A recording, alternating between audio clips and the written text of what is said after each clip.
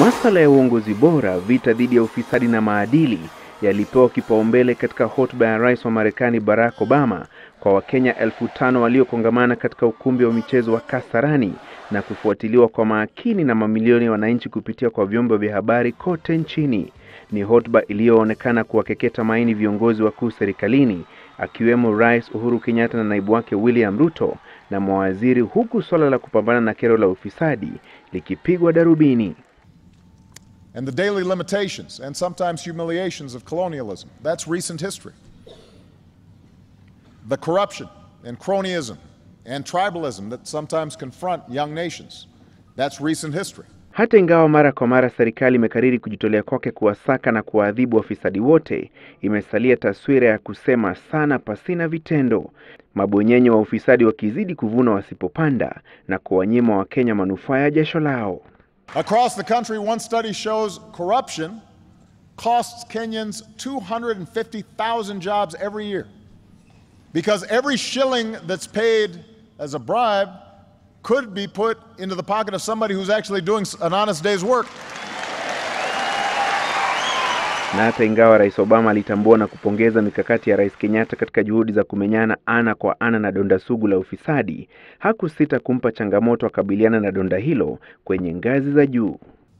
Certainly here in the African continent, there are many countries that deal with this problem, and I want to assure you I speak about it wherever I go, not just here in Kenya. So I don't want everybody to get too sensitive. But the fact is, too often, here in Kenya, as is true in other places, corruption is tolerated because that's how things have always been done. People just think that that is sort of the normal state of affairs. Kulingana na Obama, wakati mwafaka wa kukabiliana na ufisadi ni sasa, na kama sio sasa ni sasa hivi. Here in Kenya, it's time to change habits and decisively break that cycle, because corruption holds back every aspect of economic and civil life. It's an anchor that weighs you down and prevents you from achieving what you could. Ugavi wa rasilimali kwa njia isiyo na usawa ni mfano wa ufisadi. If you need to pay a bribe and hire somebody's brother who's not very good and doesn't come to work in order to start a business, well, that's going to create less jobs for everybody. If electricity is going to one neighborhood because they're well connected and not another neighborhood, that's going to limit development of the country as a whole. Bunge la Kenya limeidhinisha msururu wa sheria za kukabiliana na ufisadi na kukaza kamba dhidi ya utumizi mbaya wa rasilimali za umma. Katiba ya Kenya pia ina sura nzima kuhusu uongozi na maadili. Hata hivyo, ufisadi bado umekita mizizi serikalini na katika taasisi nyingine muhimu. This is not just about changing one law, although it's important to have laws on the books that are actually being enforced.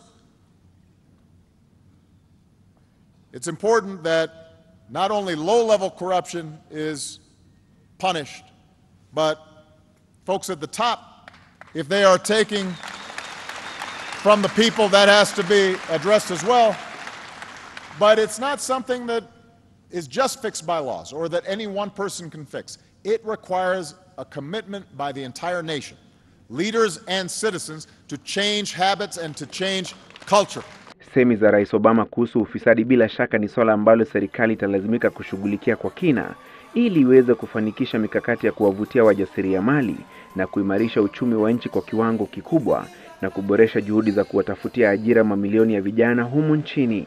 Ni bayana kuwa isingelikuwa ni kero la ufisadi, Wakenya wengi wangefaidi na miradi ya maendeleo kama hii kote nchini. Na hiyo ndio changamoto ya Rais wa Marekani Barack Obama kwa viongozi wa Kenya, wakabiliane vilivyo na swala la ufisadi ili pesa zinazolipwa ushuru na Wakenya ziweze kuwafaidi zaidi. Francis Gashuri, Citizen Nipashe, katika barabara ya Thika, kaunti ya Nairobi.